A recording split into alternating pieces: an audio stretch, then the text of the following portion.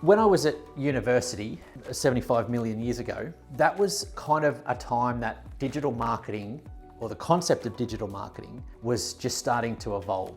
Yes, we had the internet and computers and all that sort of stuff, but the whole concept of digital marketing as its own marketing category was really only just starting to build momentum.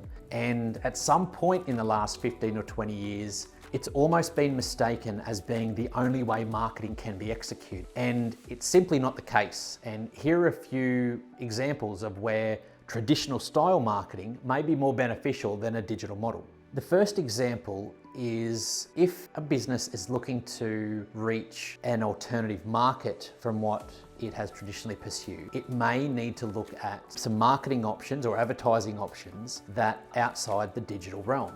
So if we have a look at Mr. Beast from YouTube, we did a video on this a little while ago about how he's moved away from, or in addition to what he does digitally, he's now looking to move products in the real world, which involves advertising, it involves displays in store, it involves demonstrations and opportunities to try his products. And this particular method is going to provide an alternative to the digital emphasis that he has on his brand by way of getting into the faces and into the minds of users who may not spend as much time on digital platforms. Now, typically speaking, we're talking about an older clientele here, but it may not necessarily be the case. It may also be a younger target market depending on the location of where these particular displays are. But this is just one example of how an offline approach or a non-digital approach may be beneficial to a company. Another example of this is the use of things like brochures and letterbox droppers, particularly for impulse buy and easy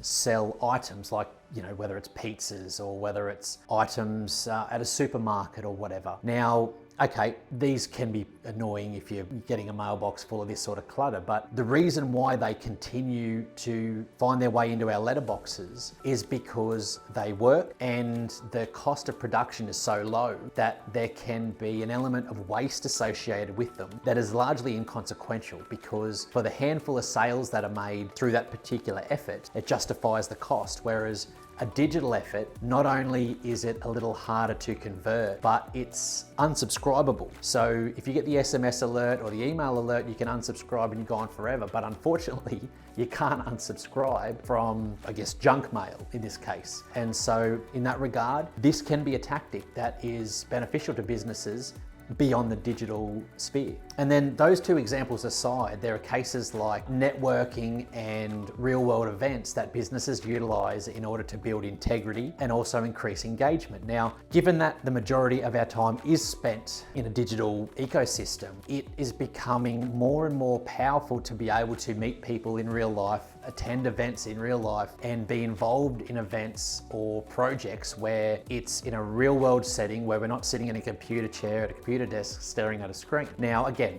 this may not be for everybody, and in all likelihood will be supported by a digital effort.